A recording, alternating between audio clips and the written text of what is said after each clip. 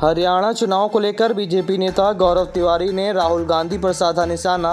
अरे ओ जलेबी अपनी जाति तो बता दे, लिख शहर भर में लगवाए गए पोस्टर में जलेबी बनाते दिख रहे हैं राहुल गांधी।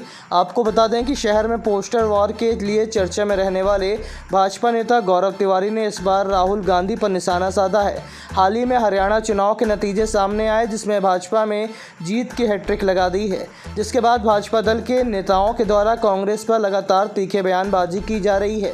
इसी के चलते रीवा जिले में भाजपा नेता गौरव तिवारी द्वारा शहर के कई चौराहों पर अरे ओ जलेबी अपनी जाति तो बता दे लिखे शहर भर में पोस्टर लगवाए गए हैं। इस पोस्टर में खास बात यह है कि इसमें राहुल गांधी जलेबी बनाते नजर आ रहे हैं।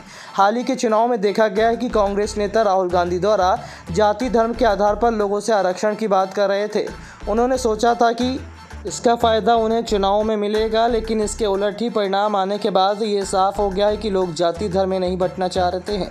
इसको लेकर अब बीजेपी कांग्रेस को जातिगत राजनीति पर घेरती नजर आ रही है कि हवा में दिख रहा था, उलट ऐसा कुछ हुआ नहीं।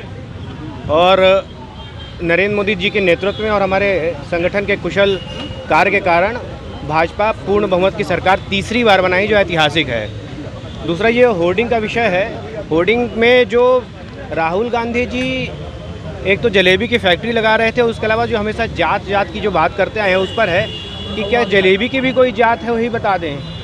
तो इस कारण मैंने ये एक होर्डिंग लगाई है और ये बताने का प्रयास किया है कि हमारा जो देश है वो सभी जाति धर्म समभाव के साथ एक साथ रहता है। यहाँ कोई जाति गत भावना किसी के साथ नहीं है। और कांग्रेस वाले और विपक्ष वाले जिस तरह से द्वेष फैलाना चाहते हैं, देश को बांटना चाहते हैं, ये इस देश में रहते संभव नहीं हो सकता।